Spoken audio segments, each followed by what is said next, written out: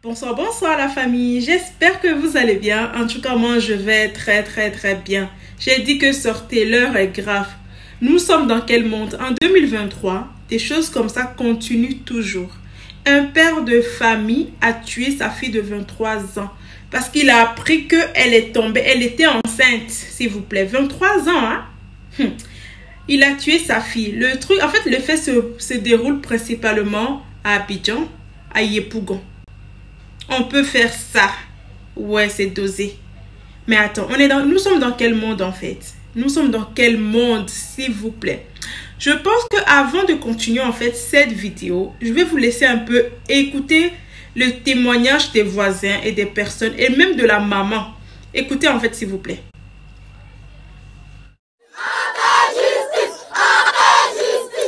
Les habitants du quartier Konon-Fernand de Yepougon, camp militaire, crient leur colère devant le domicile de la famille Fanny. Ils en veulent à Abi et son époux qui auraient battu leur première fille à mort le mercredi 15 mars dernier. Selon des témoins, la victime Mariam, une jeune fille de 23 ans, lavandière, aurait été rouée de coups pour avoir contracté une grossesse. C'est elle qui a attaché son mari et elle. Elle a une mauvaise mère. Et c'est son acte qu'elle a posé est très mauvais. Parce que ton enfant s'est fait enceinter par quelqu'un d'autre. Tu l'as tué. Benjamin Ngata, présent au début des faits, se confie à notre micro. Vers 11h midi, il avait attrapé la fille. La fille avait porté pain, lui il avait porté une chemise rouge. Mais il a attrapé la fille par la hanche, comme si elle avait volé. Bon, moi je ne sais pas ce qui s'est passé, mais elle est descendue à elle. Bon, le soir, il voit la police venir.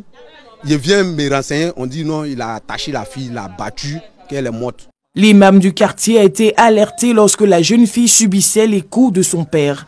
Mais l'intervention de ses émissaires n'a pas pu empêcher la mort de Mariam. Je suis à la mosquée ici. Il a il est venu nous trouver. Quand on a qu'à pardonner les messieurs, qu'il est en train de frapper son enfant. J'ai vu 2 personnes qui n'ont qu'à les pardonner. Bon, ils sont partis. Il est bon qu'il a laissé, qu'il a pardonné, ils sont laissés. Bon, après, le monsieur que j'ai envoyé pour aller pardonner là, comme il a vu que vraiment c'est trop fatigué, il est parti voir. Bon, on est parti trouver que vraiment elle est décédée. Le père de famille ne serait pas à son premier acte de violence, à en croire ce témoin qui souhaite garder l'anonymat. Le monsieur, c'est son habitude de frapper sa femme chaque jour avec ses enfants. Le monsieur a duré dedans. Le jour qu'il est fâché, il prend sa femme, il frappe sa femme avec ses enfants. Tranquillement. Il faut crier. Que si on a frappé ton enfant, tout le monde va sortir venir pour t'aider. Mais la femme ne sort pas. Elle est assise. Contrairement au témoignage des riverains, Abi, la mère de Mariam, semble être affligée par le décès de sa fille. Elle raconte sa version des faits. Il a frappé, donc on est venu la séparer. Quand on a fini la séparer, elle a marché pour aller coucher dedans là-bas. Donc, moi, je suis sorti maintenant pour aller au marché. Dans le retour maintenant, avec 18 heures comme ça, j'ai regardé. Je vais la réveiller, elle n'a pas réveillé. Donc, quand elle fait comme ça, donc il a sur le bras là comme ça, le bras est dur, donc il a laissé. Il a appelé son ami qui est en haut là-bas, il a appelé, il n'a qu'à venir. Elle a rentré maintenant, elle a regardé, elle dit la fille est morte. Elle n'était pas à la maison, il a sorti depuis le 1er janvier. Depuis la tragédie, Abi dit être sans aucune nouvelle de son époux. Bien qu'attristée, elle ne souhaite surtout pas que ce dernier soit emprisonné. Voilà bon enfant qui est là, assis là, vous voyez tout ça. C'est combien d'enfants? Moi, j'ai fait combien d'enfants? Voilà. Et si on met en prison aussi aujourd'hui, qui va m'occuper avec l'enfant? On a Abidjan, qui va payer nos maisons? Personne. Le présumé meurtrier a pris la fuite. Les enquêtes sont en cours afin de l'arrêter et éclaircir les circonstances du drame. La journée dédiée aux droits de la femme vient à peine d'être célébrée, mais elle n'a visiblement pas eu d'impact. Les violences basées sur le genre s'accentuent. Les 3 premiers trimestres de l'année 2022, 5114 cas de VBG ont été enregistrés en Côte d'Ivoire, selon le ministère de la Femme, de la Famille et de l'Enfant. Vous voyez des comportements comme ça. Vous voyez des comportements comme ça. Mais attends, c'est quoi ça? Déjà même là, je comprends pas. Donc toi, ta fille elle a 23 ans. 23 ans s'il vous plaît. C'est pas comme si elle était mineure. Pas comme si elle te ramène une grossesse à 15 ans ou à 16 ans. Ou même 17 ans, je ne sais pas. En tout cas, mais elle n'est pas mineure. Elle a 23 ans s'il vous plaît.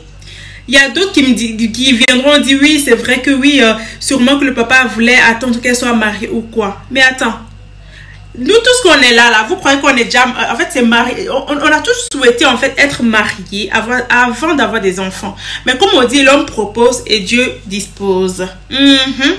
C'est pas parce que tu n'es pas marié que tu tombes enceinte. Dieu t'a béni. Parce qu'enfant là, il y en a qui cherchent, qui ne trouvent pas. Enfant qui est là, il y en a qui cherchent, qui ne trouvent pas. Toi, Dieu t'a béni avec un enfant. Tu te dis parce que je ne suis pas mariée. Donc pour ça, là, tu ne dois pas garder ton enfant. Tu dois garder ton enfant. Donc cette père de famille, je n'ai pas compris en fait c'est quoi il avait. Soit c'est le diable qui était derrière lui. Parce que pour lui, là, c'est pas simple. C'est pas simple du tout. Quand tu mets déjà une femme au monde, là, tu t'attends quoi? À un certain âge, là, il faut savoir que tôt ou tard, elle va te ramener grossesse. Il faut savoir que qu'elle soit mariée ou pas mariée, elle va tomber enceinte. Je suis désolée. Allez tuer un enfant, une fille de 23 ans, s'il te plaît. Ton enfant de 23 ans, allez la tuer tout simplement parce qu'elle est tombée enceinte. Mais attends, on est dans quel mot? C'est pas la sorcellerie, là, ça c'est quoi? Et puis regardez la maman, ce qu'elle ose dire. Mais elle est cinglée. Dans sa tête, il y a quelque chose qui... Je sais pas, est-ce qu'elle va bien en fait, cette femme? Ton mari tue toi ton enfant, votre première fille, pardon.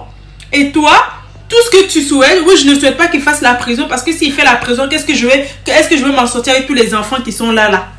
Mais attends, c'est pour ça qu'on dit qu'il faut déjà être une femme indépendante là. C'est pour ça là, voilà les raisons pour lesquelles on dit qu'il faut être une femme indépendante. Parce que toi, tu préfères que ton mari là même là. En fait, cette maman en fait, elle préfère que son mari revienne à la maison, qu'il va faire la prison, qu'on l'attrape pour mettre en prison. C'est quoi ces mamans indignes en fait? C'est quoi ça là? On est où? En 2023, s'il vous plaît. Déjà ton enfant de 16 ans te ramène grossesse. C'est vrai que c'est pas ce que tu souhaites. Mais tuer cet enfant juste pour ça? Mais attends, on est où là? Dites-moi un peu on est où? Parce que je comprends pas en fait. Si c'est pas la sorcellerie là, nous sommes où? Dans quel monde? En 2023 là, nous sommes où? 23 ans. Donc en fait, tu as tué cet enfant là maintenant là. Quoi, je comprends pas en fait. Pourquoi? Mais tout ça là, je me dis c'est la faute de la maman. La maman elle est coupable dans toute cette affaire là. Je suis désolée.